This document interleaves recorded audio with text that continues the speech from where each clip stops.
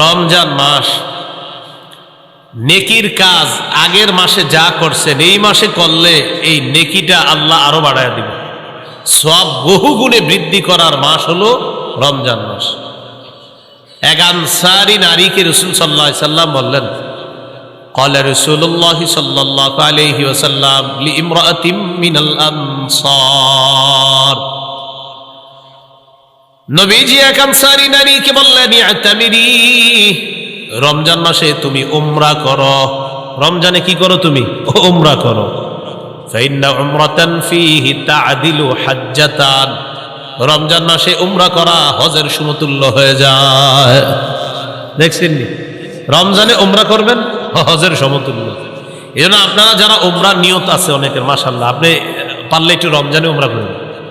ফাইন্না উমরাতান ফীহি, রমজানে উমরা করা তা'দিলু হাজ্জাতান, হজের সমতুল্য হয়ে যায়।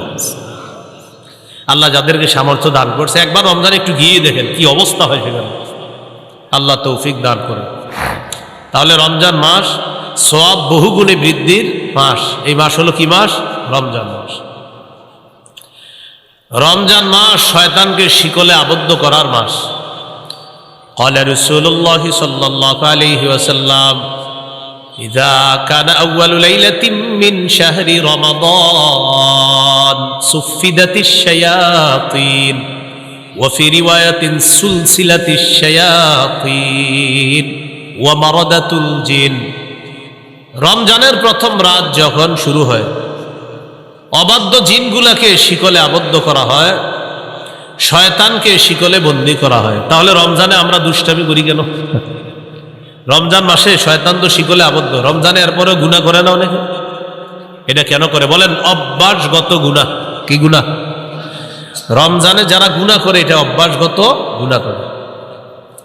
প্রতিদিন রাত 7টা বাজে সে রিমোট দিয়ে টেলিভিশন ছাড়ে। রমজানে আপনার ইফতারির পরে কি করছে? 7টা বাজে বাস রিমোটটা হাতে নিয়ে ছেড়ে দিয়েছিল। স্ত্রী বলে, রমজান মাস আপনারা জানেন না? ও ইন্নালিল্লাহি ওয়া ইন্না ইলাইহি, মানে ওনার মনে নেই, আসলে উনি যে রমজান এটা মনে নেই। আজকে রিমোটটা নিছে রমজানে, কি কারণে? অভ্যাস।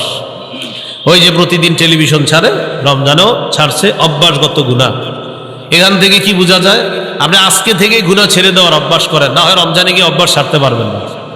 আল্লাহ তৌফিক দান করেন।